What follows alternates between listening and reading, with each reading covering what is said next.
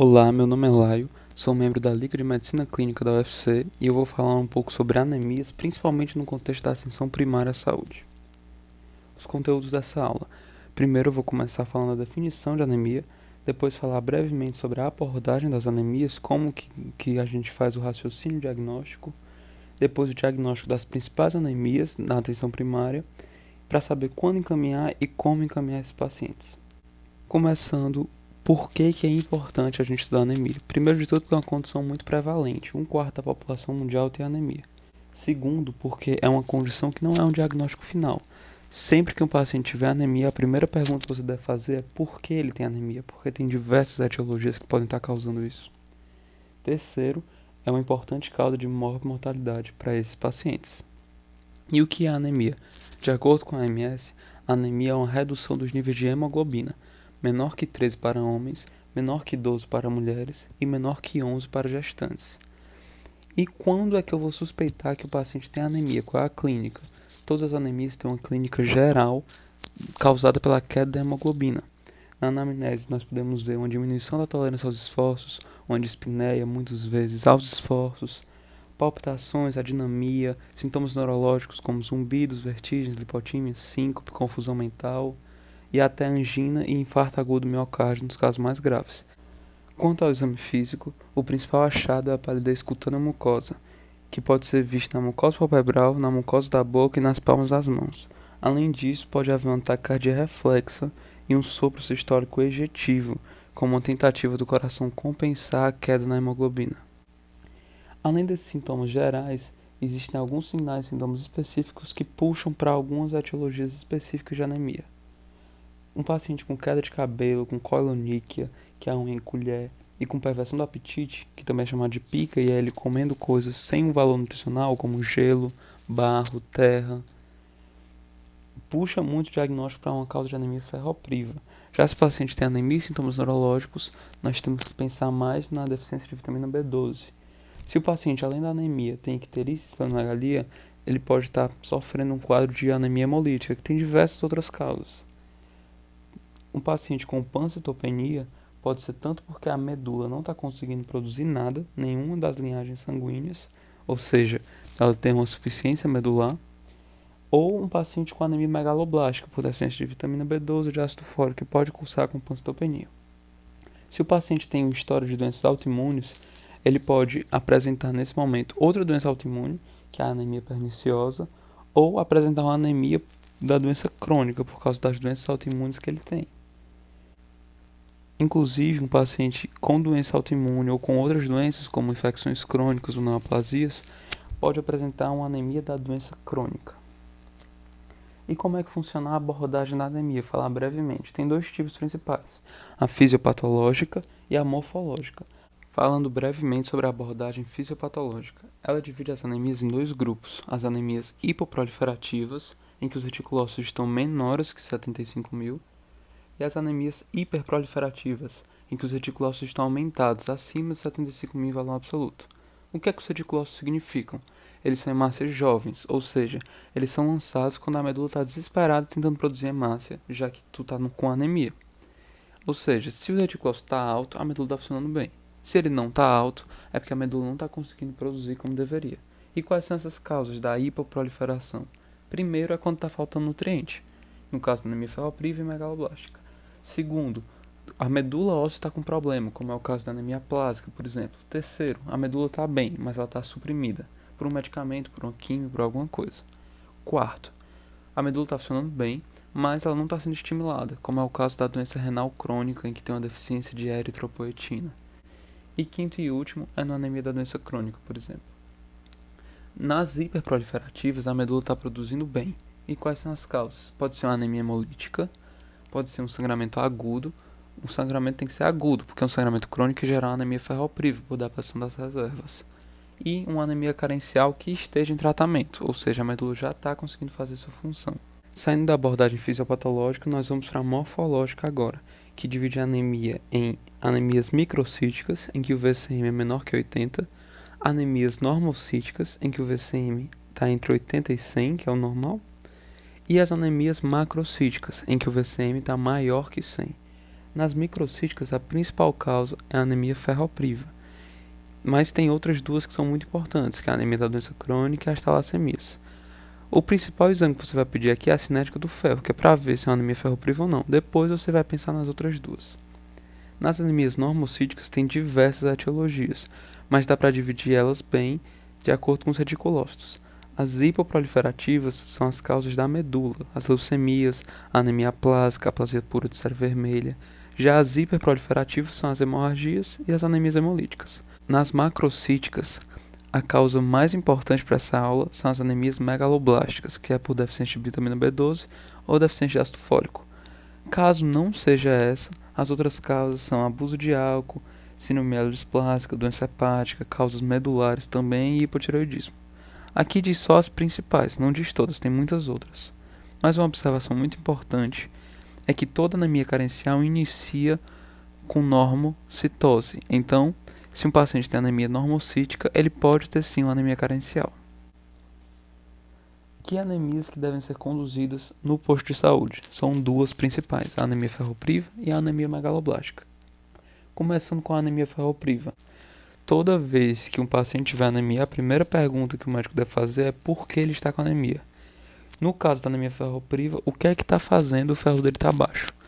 Muito raramente vai ser porque o paciente não ingere ferro, é uma causa muito rara. As três principais causas são redução da absorção do ferro, ou por uma doença celíaca que está impedindo o duodeno de absorver, ou por uma ressecção ou bypass do TGI. O paciente pode ter um aumento da necessidade de ferro, como na gravidez ou quando o paciente está amamentando, e a principal causa é perda sanguínea. Sempre que um paciente tiver anemia ferropriva, você tem que pensar: o paciente está perdendo sangue? Se sim, por onde? Uma causa muito frequente de anemia ferropriva em mulheres jovens é a perda menstrual, ou porque ela menstrua em grande quantidade ou por muitos dias. É uma causa frequente. Outra causa que é frequente é um sangramento gastrointestinal, que muitas vezes não é visível nas fezes, é um sangramento oculto. E por isso que eu botei esse comentário que é: um idoso com anemia ferropriva, você tem que pensar sempre em câncer coloretal e pedir uma colonoscopia para excluir.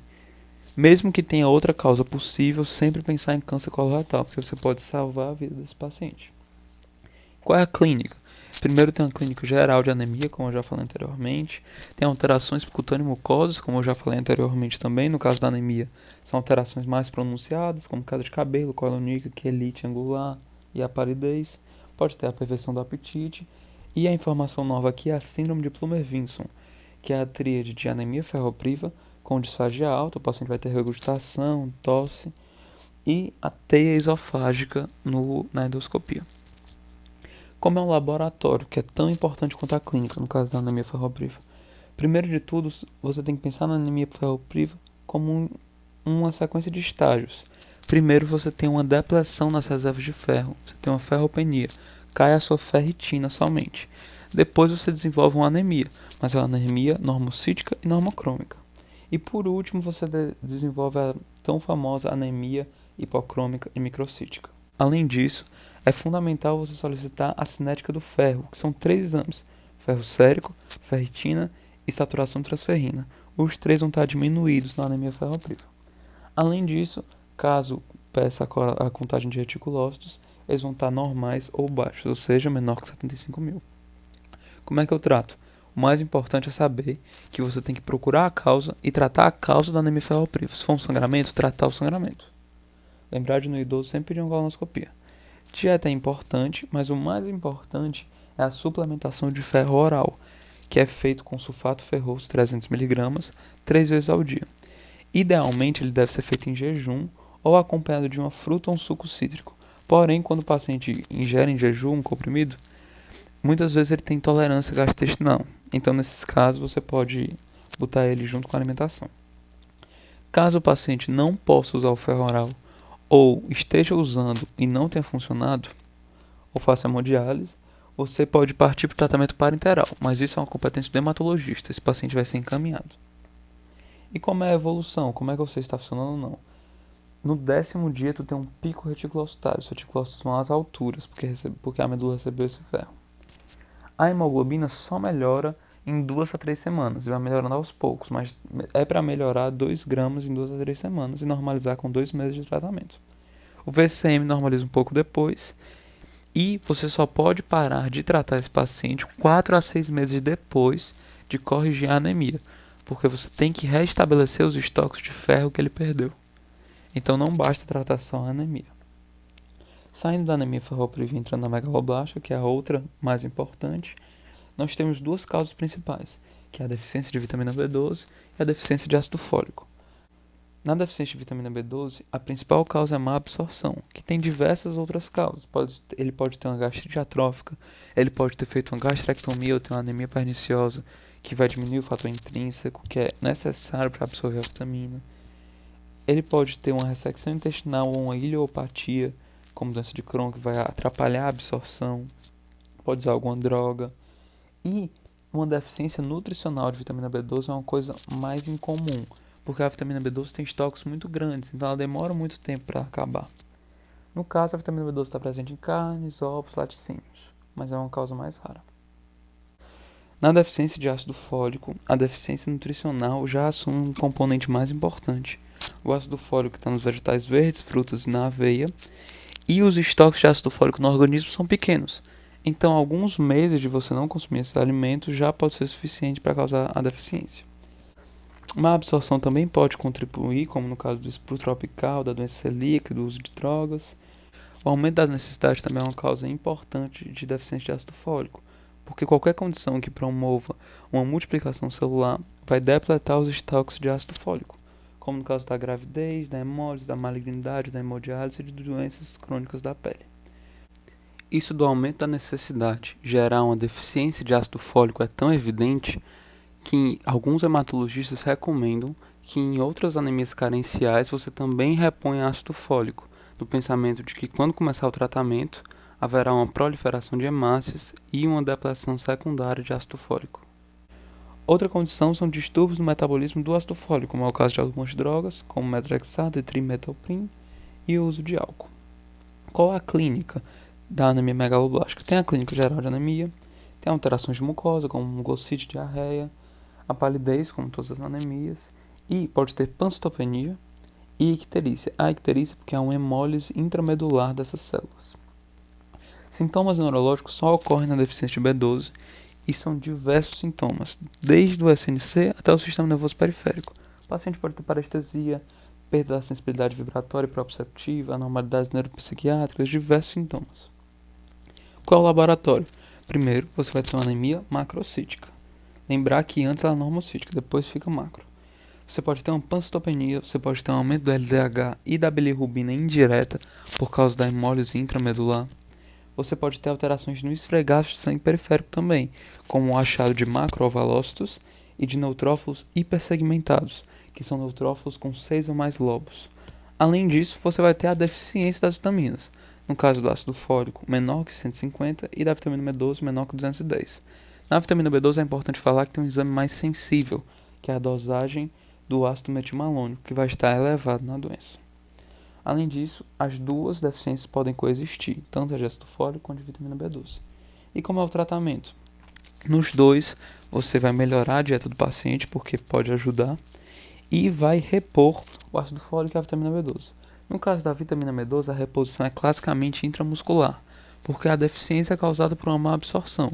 Então, se eu der a vitamina oral, pode ser que não resolva.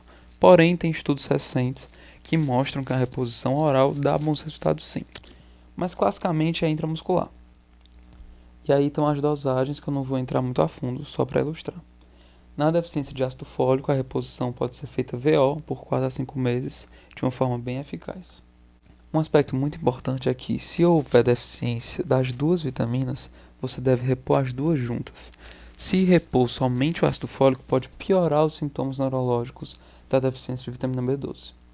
E como é a evolução? Também aumento do reticulócito em poucos dias, melhora da função hematológica em 2 meses, e a degeneração neurológica da deficiência de B12 é reversível sim, mas principalmente se tratada logo, no início, antes de 6 meses de doença. Por último, a anemia da doença crônica, a anemia causada por outras doenças inflamatórias, infecciosas e neoplásicas crônicas. Muitas vezes, a causa de base, que é o objetivo do tratamento, não vai ser tratada na atenção primária, como a neoplasia. Mas é importante vocês saberem que a anemia pode ser por essas doenças. Finalizando, quando que esses pacientes com anemia devem ser encaminhados ao hematologista? Primeiro de tudo, anemias que ficaram sem etiologia mesmo você investigando. Você pediu hemograma, cinética do ferro, dosagem de vitaminas, reticulócitos, LDH, bilirrubina e mesmo assim não achou a causa, pode encaminhar. A anemia falciforme e hemoglobinopatias são doenças tratadas pelo hematologista, então você pode encaminhar. E por último, a anemia ferropriva, em que você tem que usar o tratamento parenteral. Também pode encaminhar ao hematologista. E tem situações que você não encaminha direto para o hematologista, você encaminha para o serviço de urgência e de emergência, que são 3.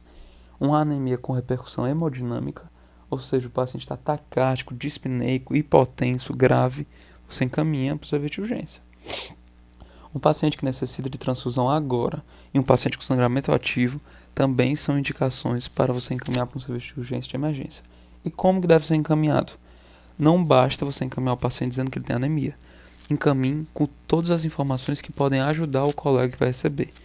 Mande o hemograma, a cinética do ferro, os marcadores de hemólise, vitamina B12, ácido fólico, TSH, tudo que possa ajudar o colega na investigação. Por fim, os pontos importantes da aula.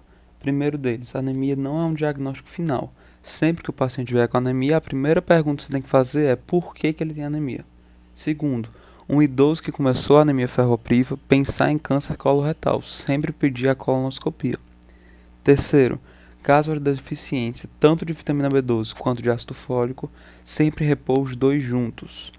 Sempre investigar a anemia, encaminhar somente os casos com indicação e, ao encaminhar, informar todos os dados necessários para o colega. Aqui foram as referências que eu usei e era isso. Muito obrigado. Aqui está o nosso e-mail, se quiser entrar em contato, e o nosso Instagram, que nós postamos imagens da semana, alguns casos clínicos, é bem interessante. Obrigado.